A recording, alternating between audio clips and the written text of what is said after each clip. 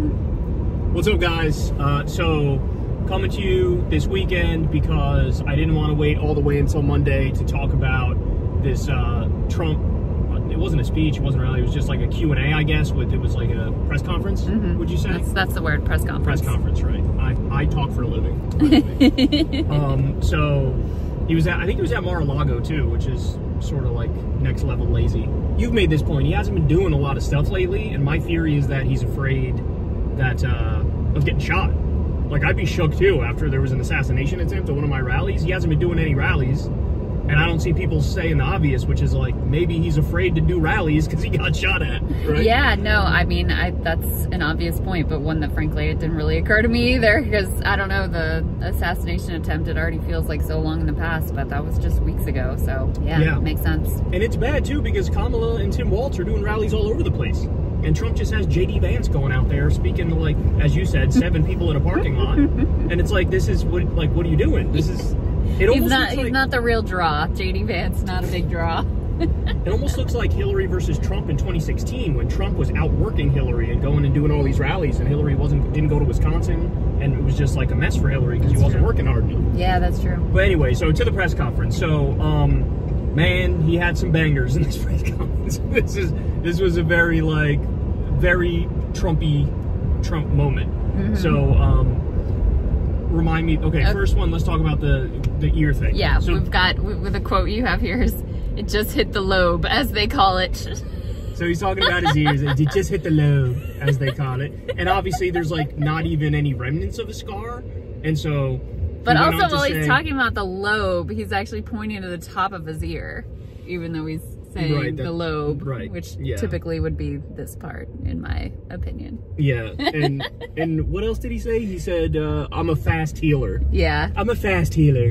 And so, of course, the resistance liberals are running with this, and they just view this as more evidence that it was all a hoax, and he did it to garner sympathy and get more votes. And look, I mean, it's not true. He did get shot at. I think that's pretty obvious. Some people disagree, but it just, like, it's kind of funny how he does keep kind of feeding into that narrative, right? Like, to have this reaction is kind of crazy.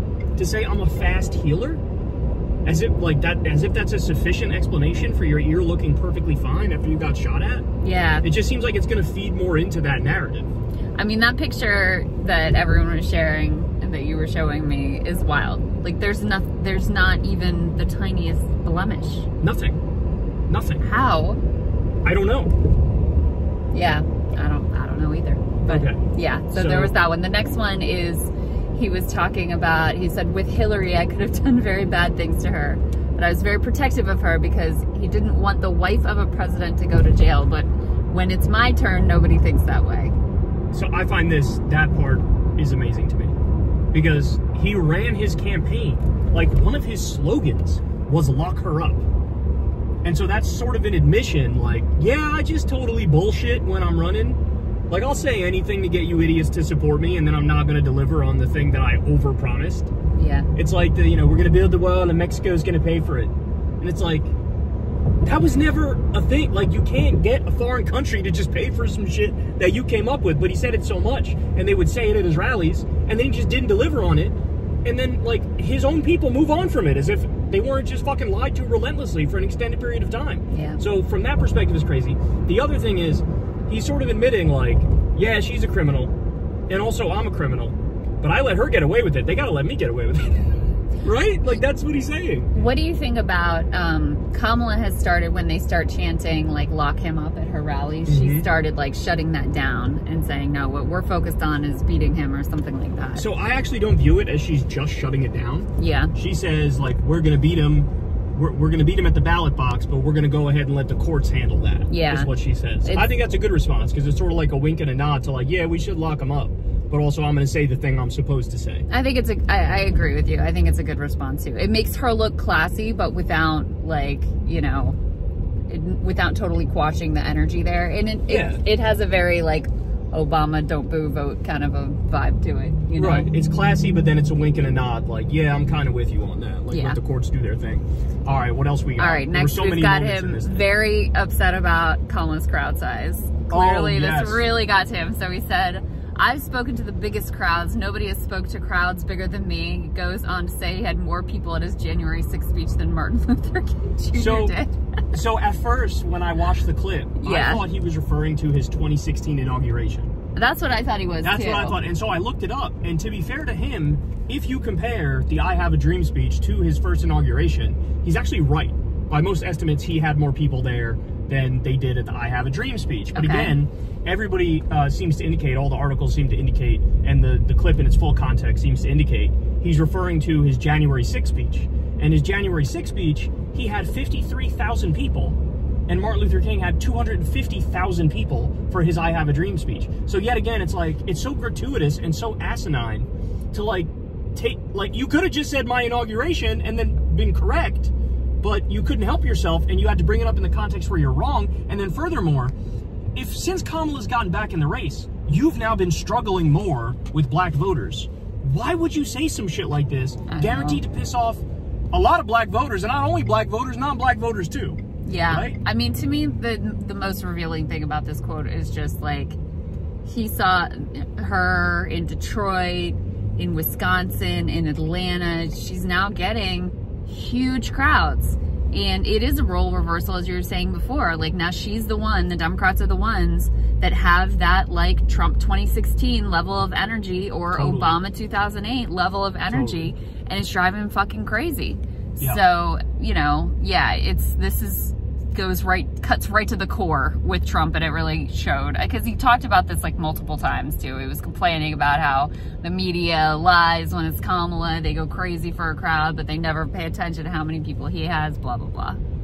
All right, what do we got next? Okay, he went after Kamala for not giving Israel weapons, said she's been very bad for Israel, and if Jews consider voting for her, they should have their heads examined. He also bragged about recognizing the Golan Heights and moving the embassy, etc. Okay, so yeah, the Golan Heights, that part uniquely stuck out to me because it's not really debatable.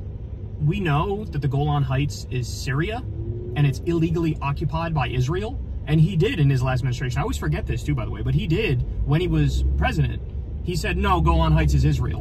In contravention of international law, in contravention of all of our allies, in contravention of what previous U.S. administrations have said. He's like, no, that's Israel's.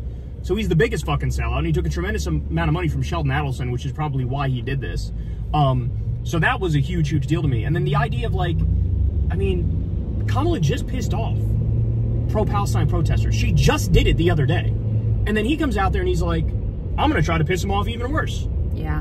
And so all those people who the other day were like, fuck Kamala Harris, like what she said, she was, you know, sneering at those pro-Palestine protesters and saying, you know, I'm speaking and shutting them down. But then he comes out and he says this, and this sounds even worse because he's trying to make it seem like scandalous to even consider cutting off weapons to Israel. Right?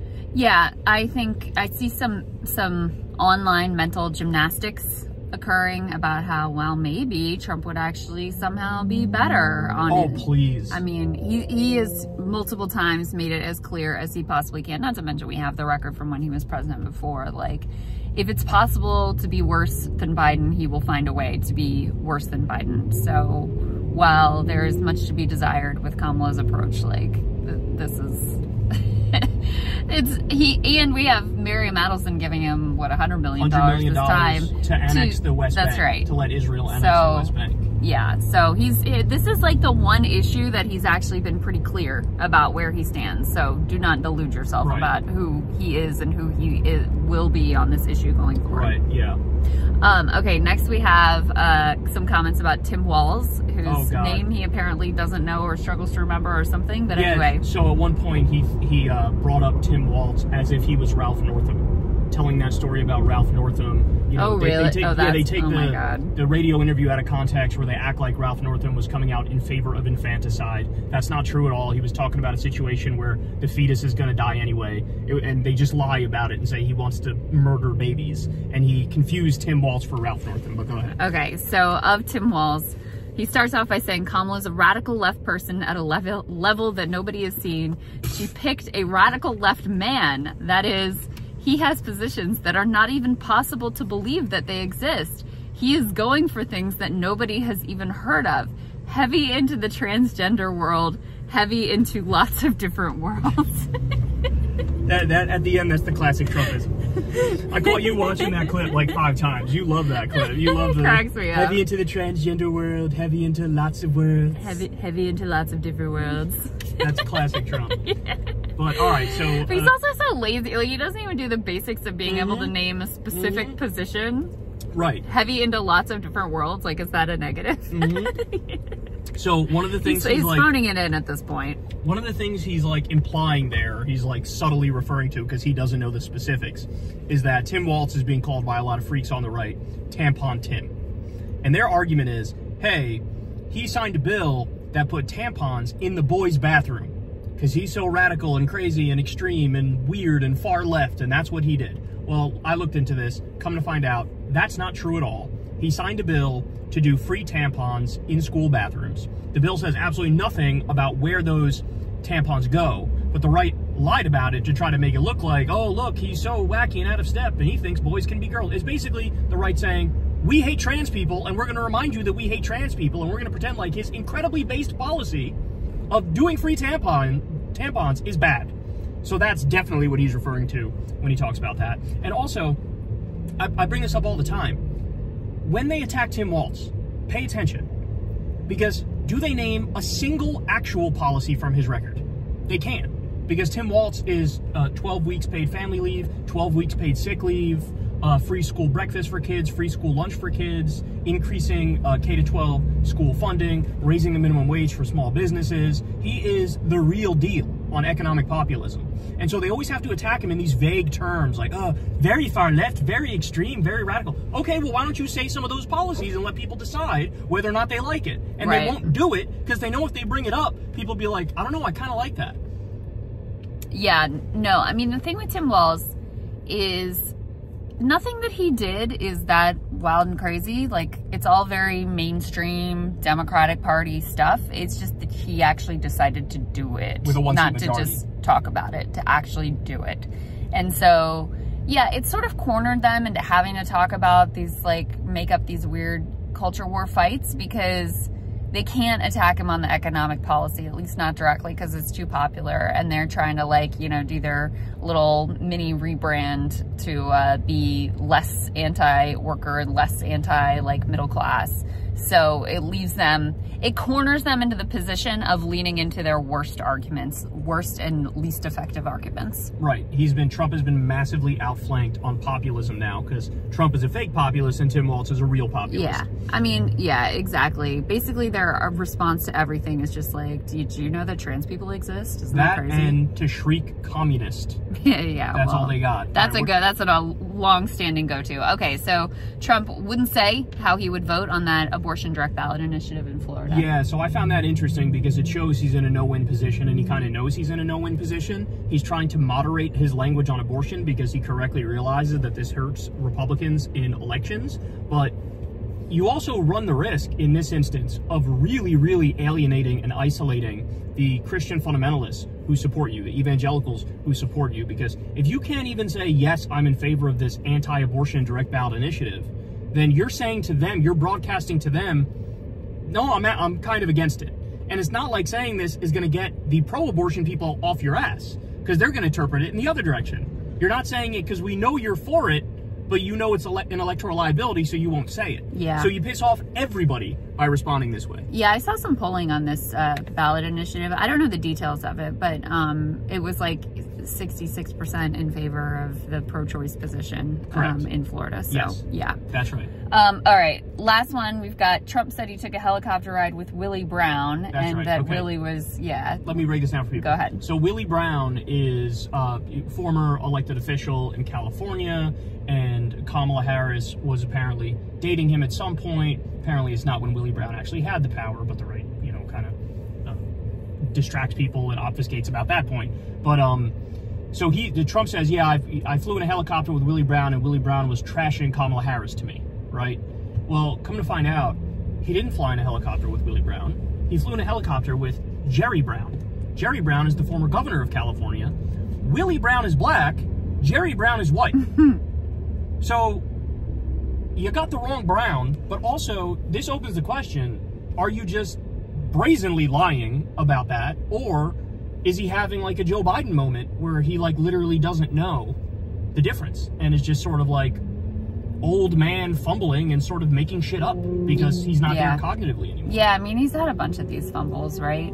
Calling, like, mixing up Nikki Haley and Nancy Pelosi and saying Nikki Haley was at January 6th. I mean, I feel like now that Biden is out of the race, Biden was clearly on a more accelerated old man decline than Trump, so it sort of distracted from the fact that, yeah, Trump is starting to show his age as well.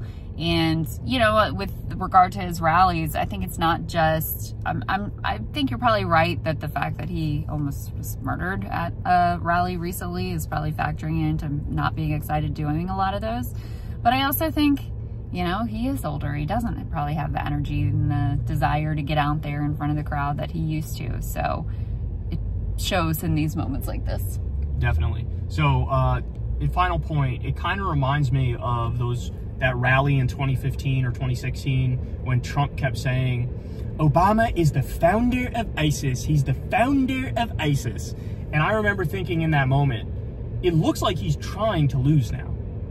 Because he's not making a highfalutin intellectual point of like, well, he armed moderate rebels who turned out to be jihadists. No, he just kept reiterating that Obama was the founder of ISIS. And everybody was like, what the fuck are you saying? Right? And it just looked like he was trying to lose. In this instance, with this press conference, he comes across so fucking desperate. Yeah. After he got shot, he was trying to do the unity thing and like act more normal and act like he's not extreme. And it lasted for about half a week and then went right back to being normal Trump.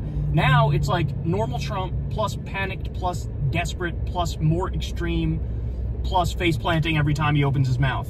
So it looks bad for him. Yeah, I mean, this is the thing too with him being old, is like he can't adjust to the new reality of it being Kamala and not Biden. And that came out in this press conference too. And he was, you know, before he had posted on Truth Social some elaborate conspiracy about how maybe they're still going to bring Joe Biden back or whatever.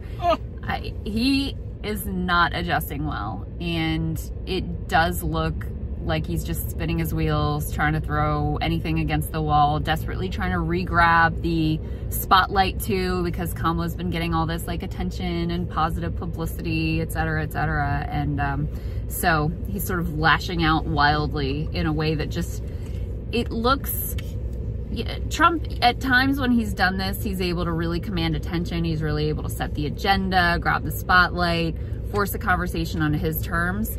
But here now, it just feels like pathetic. It feels pathetic. It feels thirsty. It feels desperate.